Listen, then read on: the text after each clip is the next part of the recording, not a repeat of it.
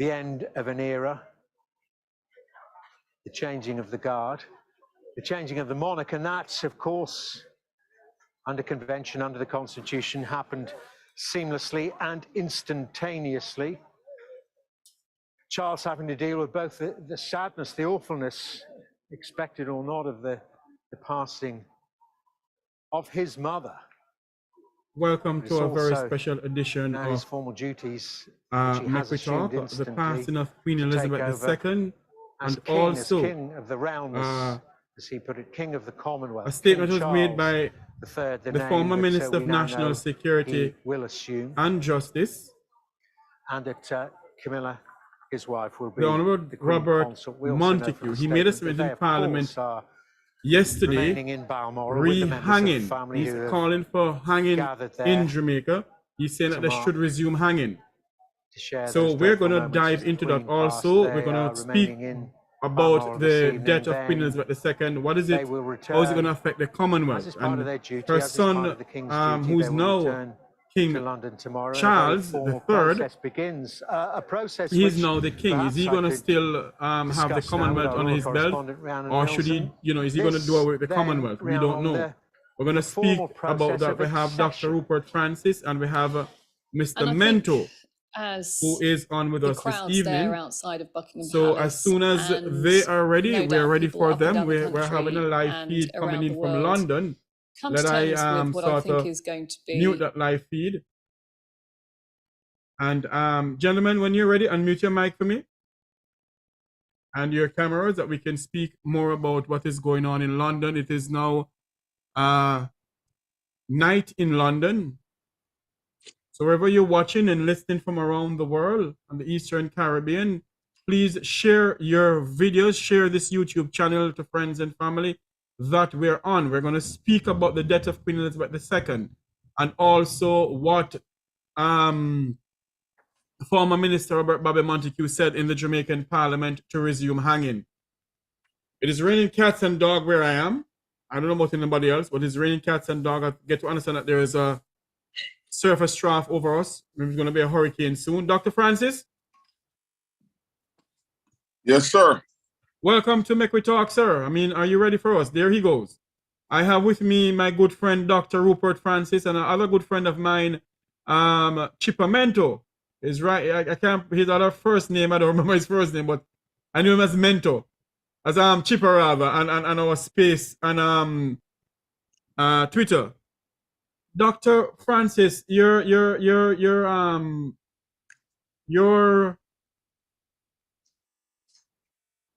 what should I say on the passing of the Queen? Well, my spin is simple. Yes. This is a monarch that I respected from the day she was ascending the throne until the day she died. And I will never disrespect her as a monarch. She set an example for the British people. And, are you hearing me? Yes, sir, I'm hearing you. She set an example for the British people and the rest of the world. How you would behave as a head of state, what it means, all the things that go with it. Now, I'm very much aware of the history of the United Kingdom, the history of the colonies. But I think one of the principles I've always followed is never speak ill of the dead. So nobody at all can get me to speak of Queen Elizabeth in that fashion. So let's just get that absolutely clear. I hold the Queen's Commission. I was commissioned in the British, in the Jamaican Defence Force through the British Crown. And so I hold that. Now, do I have other opinions? Of course I do. But to be quite honest with you, the output yesterday, when what's interesting is that as she passed the torch to the new Prime Minister, something said to me, that's her last act. She's going to die. I just got it straight up. And I told others, and I said, I know you think I'm crazy. I told my daughter, but I'm telling you, I saw her, and that was the last act. I saw it. And then they told me, but she was happy She was, of course, she's bending. And you know, that woman, let me just say this, through World War II in particular, man, and so on, she stood up with that nation. She did not hide from Hitler. And there, you know, she went out there, and there she is. Her husband, he went at 99 years and she did 9. I think she was just tired, absolutely tired.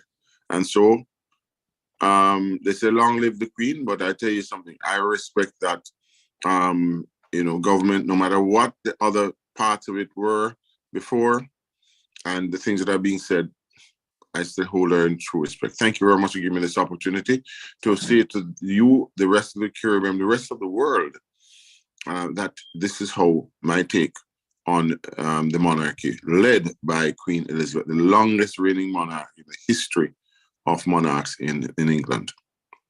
Mr. Mento? Pleasant good afternoon to everyone. Pleasant good night to wherever you're joining us around the world. Good morning to whatever time zone you're in. We do appreciate you guys logging in and listening to. And Jeffrey, thank you again for having me as one of your panelists. Dr. Rupert Francis. Pleasure is all mine. Meeting you, my good sir. I hope this won't be the first and the last that we're having a good discussion. My take on the Queen, you know, she was a beautiful monarch, and she stood and reigned supreme. You know, from I was a child, I've always seen her in the house, and she was always somebody that I could respect. And I do take with what Mr. Francis said of not speaking ill of the dead. So despite me having different views, different perspectives, I will hold those in at this moment and just pay homage to her as a person and her way of leadership. Thank you very much, Mr. Mento. That's Chipper Mento speaking on the passing of Her Majesty the Queen of England, Queen Elizabeth II. You know, when you look on the whole picture there at Buckingham Palace right now, this live stream coming into us via Skype,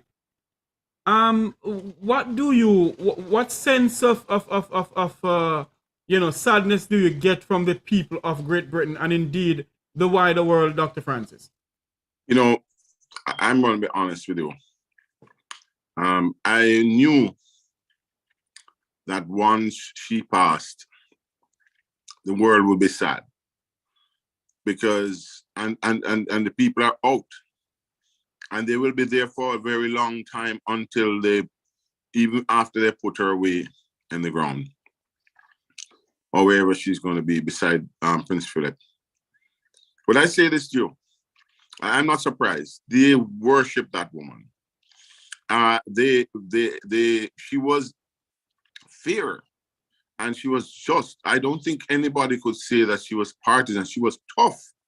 When she was ready, she was tough even with her own siblings. And her own children. She was tough with them. You know, she made it known how she felt. She was not afraid. Okay? Because when you are a queen, you have to behave like one. When you're a monarch, you have to behave like one. And as Mr. Mento said, you know, of course we have divergent views at times, but you cannot but admire the British people and admire how they have conducted themselves. They're there in rain and whatever to pay homage. And it is, you know, if you remember what happened with Princess Diana, right? If you remember what happened, all of those things that happened, I mean, with Prince Philip himself, you know, people were there because they believe that she's the stability. Remember, you know, England, you know, they said that, you know, the sun does not shine, cannot shine on the British Empire where it was large. No, we have issues with that. But I think today is not the day to discuss that, as my brother said. And I really, really think that, you know, but here's a dinger. They had a poll in Jamaica some time ago. I'm not sure you're aware of it. And maybe other parts of the Caribbean, I'm not sure. And they asked whether they prefer to be under the monarch or the government, and they chose the monarch. I know they chose the the chosen monarch? Because when you look on Cayman Islands, the Kirks Islands and so forth, you see a different way of governing, a different way of everything. And I think Jamaicans has reached a point where they have had enough of the government. And they're all saying it's best that they were under the Queen. Well, no, you have King Charles. He's now referred to as King Charles, no longer Prince Charles. Is it that he's gonna do away with the Commonwealth? What does this mean now, Dr. Francis, for the Commonwealth of the passing of Queen Elizabeth II? Well, personally, I think it would. Well, first of all, I say in the military, we went to places like Sandhurst, the Royal Military Police School in school in India, the Royal Canadian School, and so on. Now, we have now created our own in the region, right? We have created our own institutions now based upon the training, education, experience of the other officers that preceded, like myself. Now, the thing about it is that I don't think it is in the interest of Charles to get rid of the Commonwealth per se, because the Commonwealth is, you're talking about Australia, New Zealand, all of those countries. We're talking about 100 odd countries. It is part of the, so I don't think everybody will agree. Does he want to cut that off? Does he want to cut that support? Remember, they supported in World War I, they supported in World War II, and those are significant. Mm-hmm. They turned the tide on the Japanese, especially in, and with the soldiers from New Zealand and Australia who were used to that type of fighting. Very few people were used to that.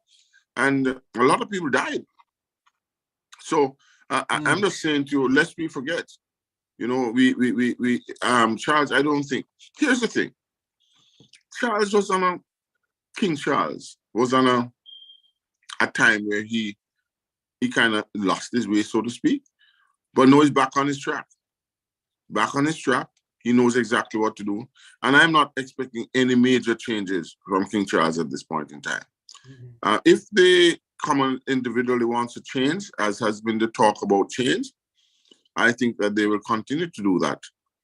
But to be quite honest with you, as you said, when you look at the Cayman Islands, and you look at Turks and Caicos, which has been in a little bit of a news recently, but other dependents, they're certainly better off than the other countries are.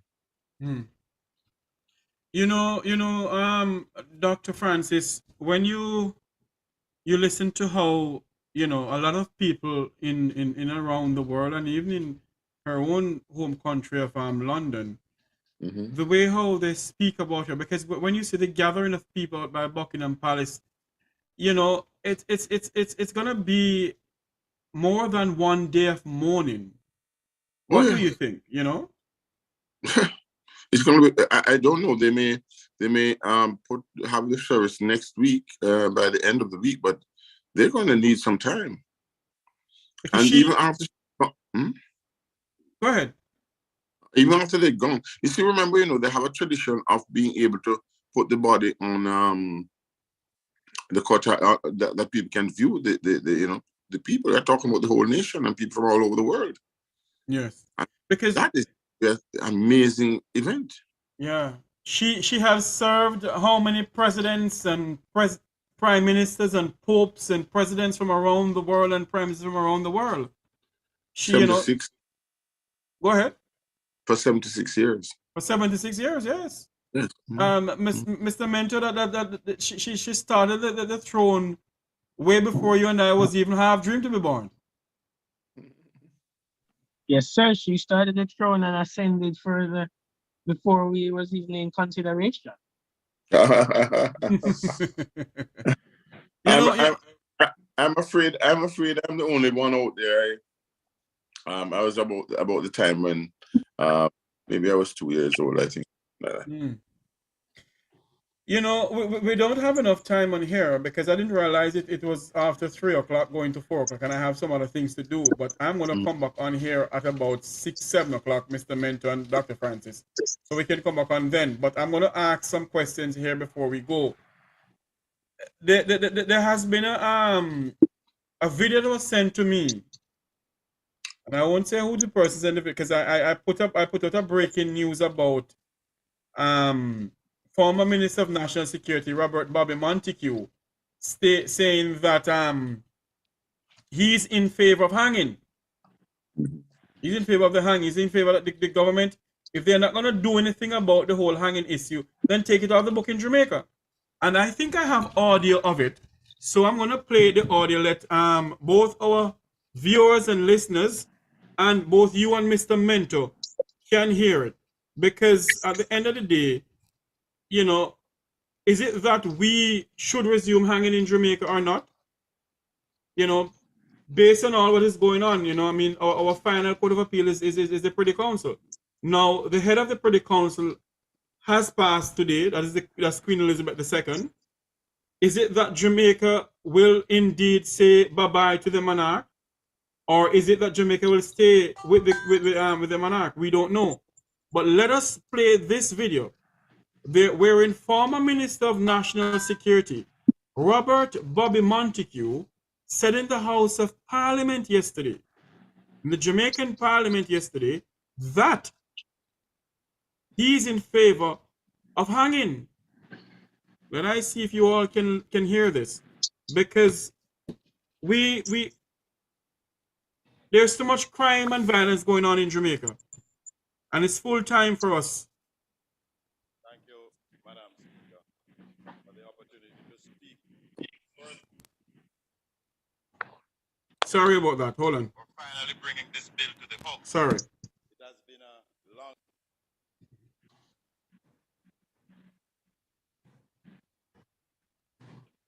Okay. Thank you, Madam Speaker, for the opportunity to speak. Firstly, let me commend the Minister of Are you hearing it? Security. No, it's a little low. To the House. A little bit low? It has been a, Yes, a little bit low on my side. must commend the many technocrats, interest group, professional associations, other stakeholders for the many hours spent crafting and researching. There are many people who are of the.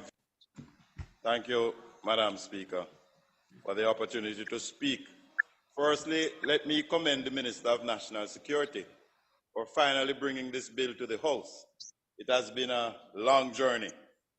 We must commend the many technocrats, interest group, professional associations, and the other stakeholders for the many hours spent crafting and researching this bill. There are many people who are of the view that this bill is a cure-all for most of our crime problems, but sadly, it is not so.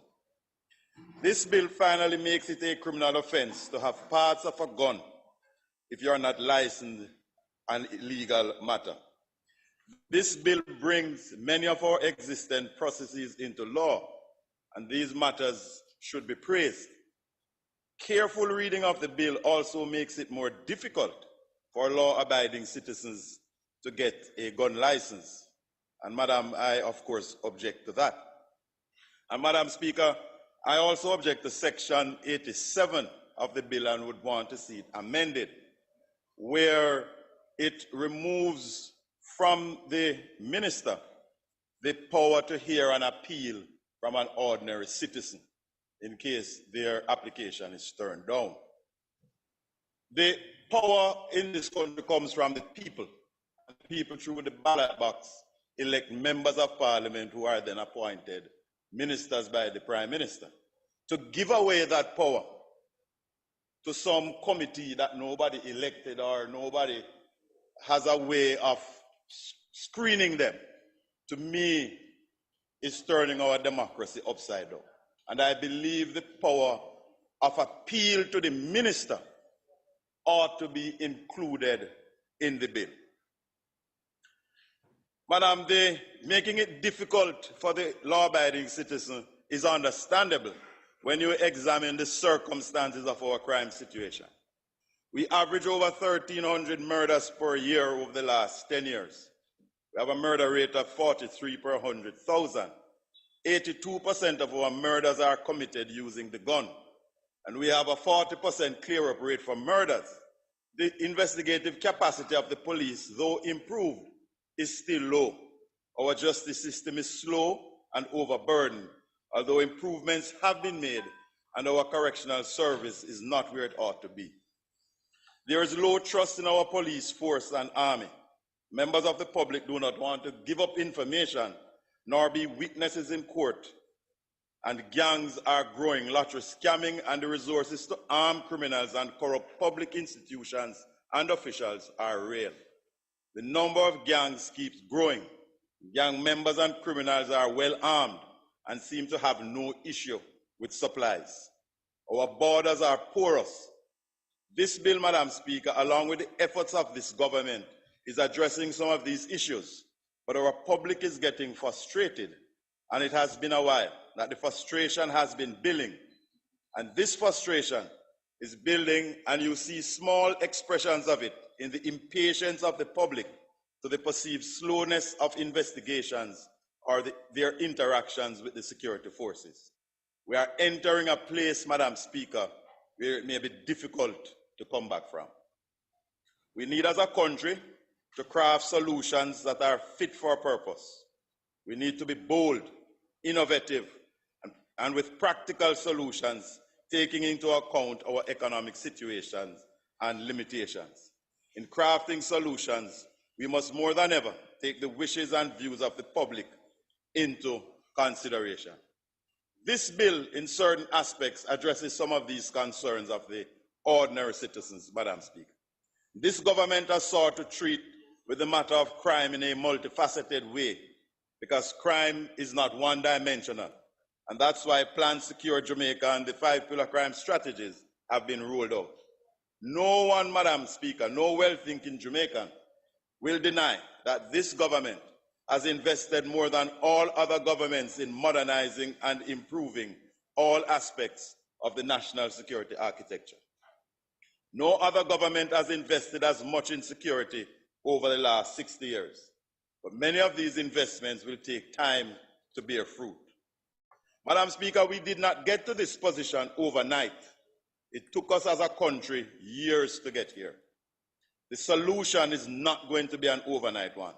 It's not a quick fix, because there's no magic wand to wave. As a society, we must confront some truths and address them. We must unite as a nation. Thank you, Madam. Solution for Jamaica's problems. This way, when a criminal is about to break into your house, he has to pause and wonder how many guns are in that house. When they are planning to thief a farmer's crop or animals, they have to wonder if the farmer has a gun and what are the chances of getting shot. We must give back the advantage to the law-abiding citizen. Right now, the criminals have the advantage. Some will say if you open up gun license, criminals are going to thief people's guns. Madam Speaker, right now, criminals can get bigger and better guns than what the legal system permits. Furthermore, the instances of a licensed gun being used in a crime is almost non-existent. It is time, Madam, to arm the society. Madam Speaker, we must resume hanging without delay. A quick analysis of the murder figures shows that for the 25 years from 1962 to 1987, some 7,447 persons were murdered in Jamaica, or an average of 297 persons per year, or 14.1 murders per 100,000. Madam Speaker, please note that the last hanging in Jamaica was done in February 1988. In the 25 years after 1988, 89 to 2014, some 27,367 persons were murdered, or an average of 1,094 per year. This gives 42 per 100,000. But understand also, Madam Speaker, that the population moved from 1.6 million to 2.8 over 50 years, a 57% increase. The total amount of murder went up by 400%, or 4 times.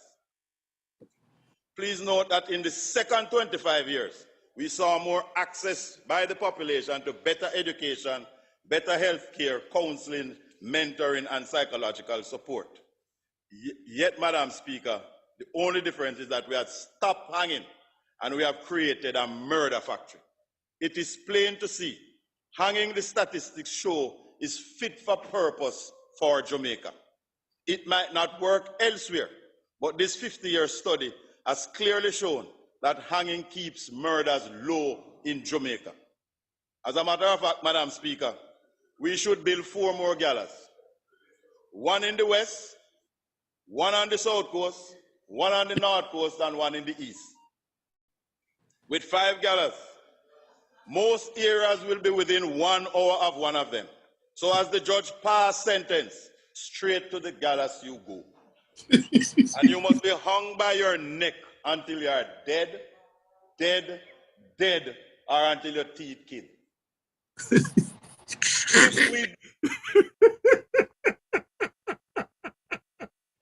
Oh my God.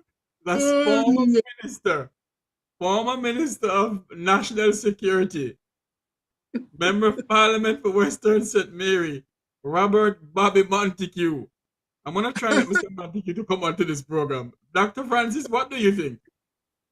Well, I'm going to be honest with you. He has gone up in my estimation because, honestly, I've known him for a very long time from he was a young man.